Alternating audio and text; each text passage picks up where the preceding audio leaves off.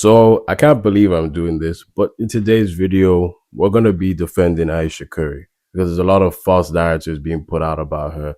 And as much as I don't like this woman, I think this is a lesson for everyone to learn, and also for people to be more understanding and read what someone is actually trying to say.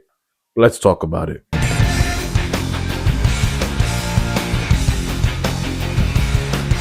So if you guys don't know who Ayesha Curry is, she is Steph Curry's wife. And if you don't know who Steph Curry is, famous basketball player. He does very well in what he does. You know, they're seen as the ideal couple at the moment. However, not so much as of recent years because Ayesha Curry seems to have an energy like she's ungrateful of Steph. Now, I know what y'all thinking. What possibly could a basketball wife have to complain about? She's got the money, she's got the house, she's got a stable life, all things of that nature. What possibly could she complain about? Well, I don't think Ayesha Curry is necessarily complaining, although she's very, very bad. Very, very bad at communicating what she's trying to say. Overall, when we look at this clip, I want you guys to pay attention to what she's saying before you listen to my take, because that's the most important thing. I'm always going to encourage you guys to listen and figure out things for yourself, because there's a lot of brainwashing and false narratives being pushed out here, especially with people cutting clips out. We need to be more understanding and read between the lines ourselves. But let's get into it. 4 kids. Did you always knew you wanted a big family? No. So I didn't want kids. I didn't want to get married. I thought I was going to be career girl and that's it. And I had my eyes set on my goals.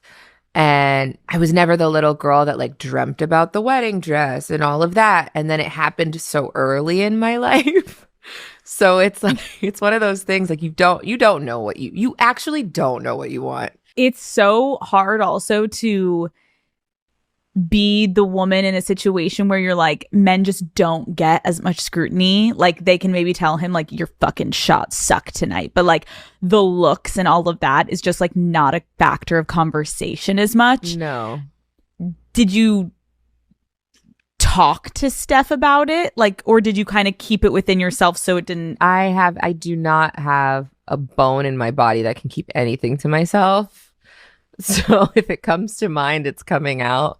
And he's so gracious. Like he tries to resonate with me, but he just can't. And he also comes from a place of like, it's effing stupid. Like, it's not true. So why are you? And I'm like, but wait, like, listen to how it makes me feel. And he's like, but why does it make you feel like that? It's not real. After we got married, we found out we were pregnant with our daughters so quickly. I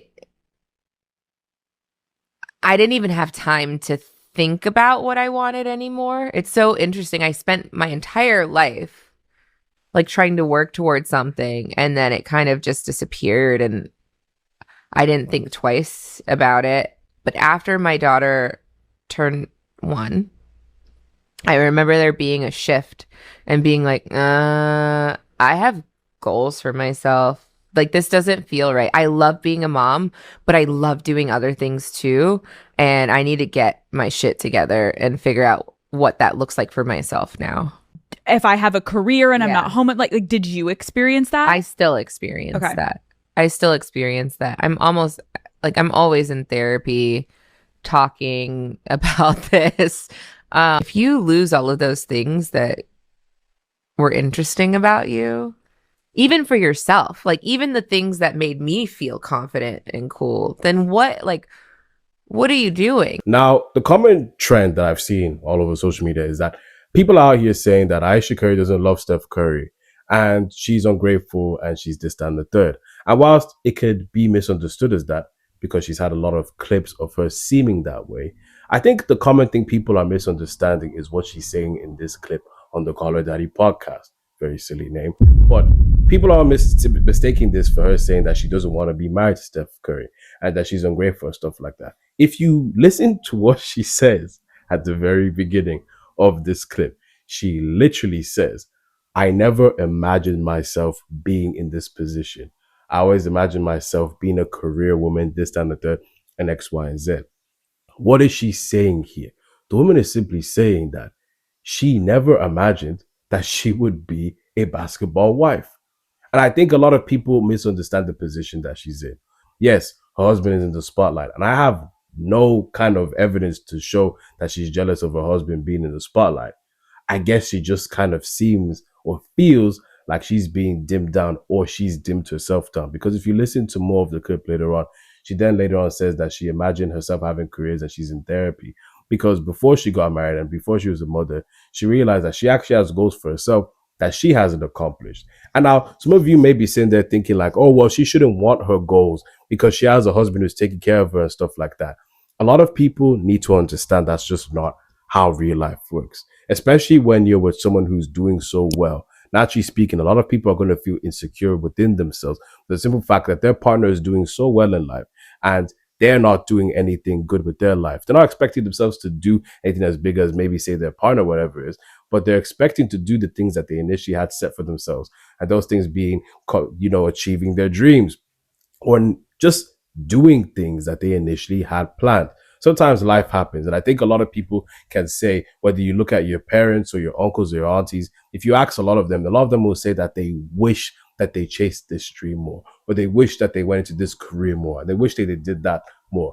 A lot of people are going to have regrets when they haven't chased a life of their own. Yes, it's all good being married and stuff like that. But the common thing that we have nowadays, or with older generations, and what a lot of people are walking down of, is this path of living in regret, wishing that they had taken the opportunities that were presented to them, but never did because of certain things happening. Maybe it's because a baby came early, or because this happened, or that happened. The point is, everyone's going to have a point in their lives where they feel like they haven't lived their life to this fullest. And I think it's very justified with Ayesha Curry. She's an older woman. She's had children and her husband's done everything, but she kind of feels like her life is just put on the side, that she's just cruising by. And whilst, yes, it's cool to enjoy and stuff like that, one will always ask themselves, but what if I had done this as well? I have no doubt in my mind that she loves Steph. Otherwise, she wouldn't be married to him for so long. Now, some people may say that, oh, she doesn't love him.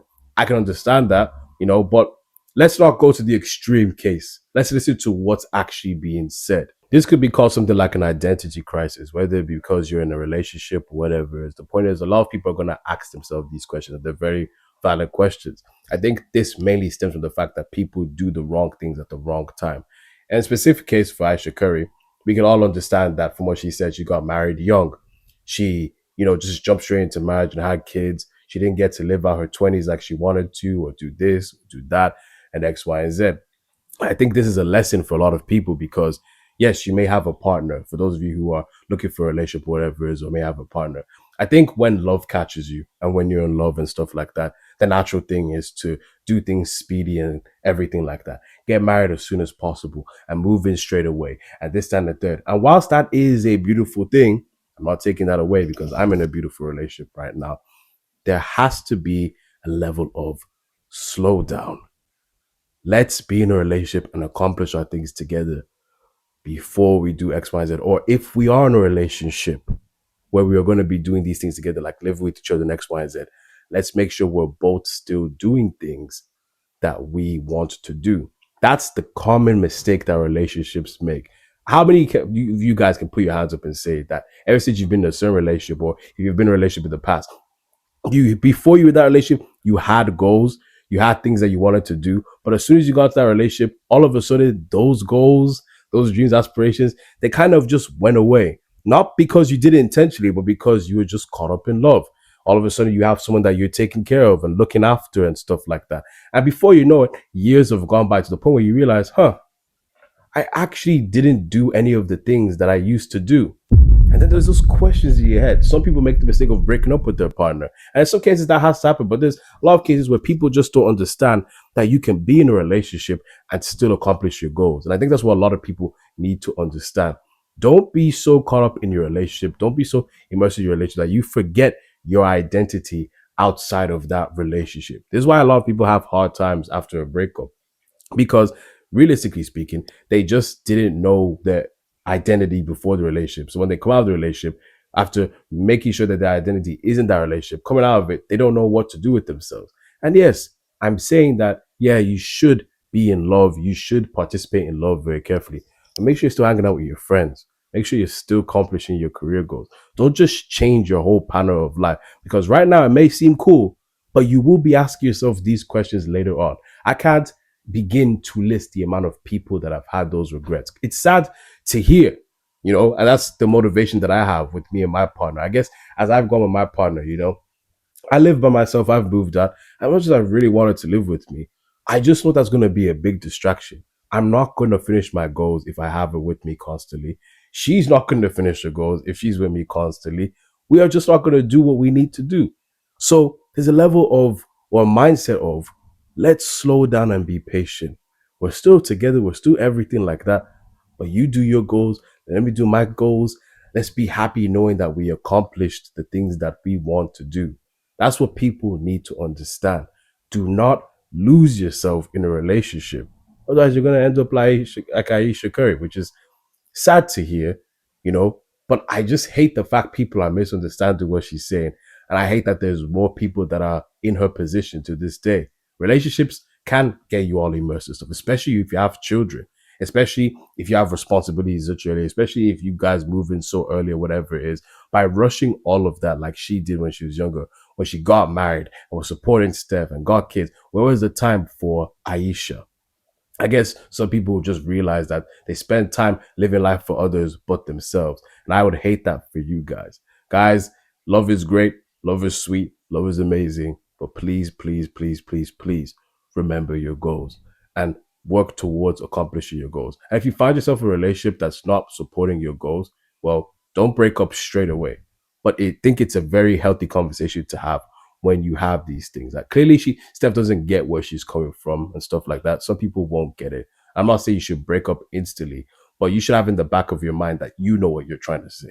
And you're going to try and chase your goals and dreams and stuff like that. Some relationships are generally not for you, though. There are relationships where you'll have to cut people off because, simply put it, you don't have time to do any of your goals. If you stay with that person, you're going to remain stagnant. You're not going to do anything. But that's just life, you know?